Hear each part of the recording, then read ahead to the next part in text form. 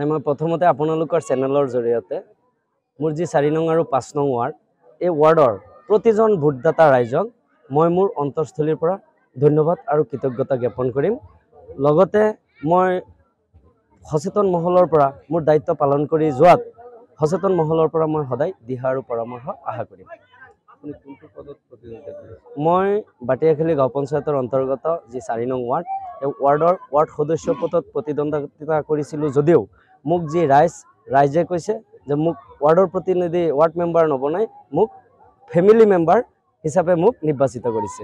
যোৱা যি 7 তাৰিখ আছিল সেই 7 তাৰিখত মোক ৰেজিষ্ট্ৰেশ্যন বনাই দিছে আৰু 11 তাৰিখত যি ৰিজাল্ট হৈছে এই ৰিজাল্টত ৰাইজে মোক কৈছে যে আপুনি আজিৰ পৰা আমাৰ ৱাৰ্ড মেম্বাৰ নহয়, আজিৰ পৰা আমাৰ প্ৰতিটো পৰিয়ালৰ একোজন মেম্বাৰ হয়। গতিকে মই সঁচাকৈ বহুত আনন্দিত যে মই 200-250 ঘৰ পৰিয়ালৰ একোজন মেম্বাৰ হ'বলৈ পাই মই সঁচাই বহুত আনন্দিত। ৰাইজক আহ্বান জনাম, প্ৰথমতে মই পুনৰবাৰ অন্তৰস্থলীৰ পৰা মোক ভোট দিয়া, মোক ভোট নিদিয়া প্ৰতিজন নাগৰিকক বা ভোটদাতাক মই অন্তৰস্থলীৰ পৰা ধন্যবাদ জ্ঞাপন কৰিম আৰু লগতে মই আশা কৰিম যে মোৰ যি দায়িত্ব মোৰ ওপৰত যি ৰাইজে যি দায়িত্ব অৰ্পণ কৰিছে এই দায়িত্বটো মই সুচাৰুৰূপে পৰিচালনা কৰি লৈ যাম।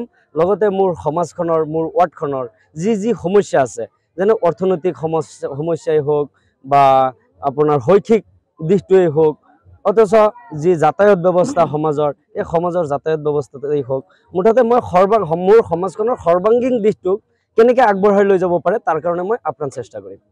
মই প্ৰথমেই সাংবাদিক বন্ধুসকলক ধন্যবাদ জনাইছোঁ। মই প্ৰাৰ্থী নহয়, মোৰ ৱাইফ কেণ্ডিডেট হয়। তেখেতে আমাৰ ৱাৰ্ডত টোটেল ভোট আছিলে 880টা ভোট আছিলে।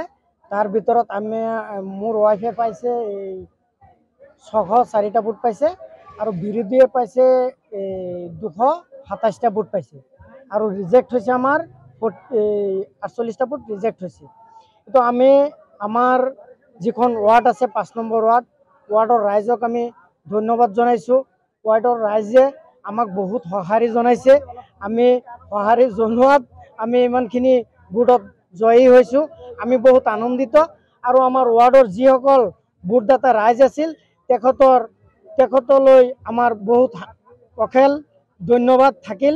আৰু আমাৰ এটা প্ৰতিশ্ৰুতি আছিলে যে ৱাৰ্ডৰ পৰা আমি বিজেপি মুক্ত এখন ৱাৰ্ড গঢ়িব লাগে, বিজেপি মুক্ত এখন পঞ্চায়ত গঢ়িব লাগে। আমাৰ এই নিৰ্বাচনত যি আমি এখন ফলাফল দেখুৱাইছে ৰাইজে, আমি ধৰিব পাৰোঁ যে আমাৰ পঞ্চায়ত আৰু আমাৰ ৱাৰ্ড একদম বিজেপি মুক্ত হৈয়ে গৈছে।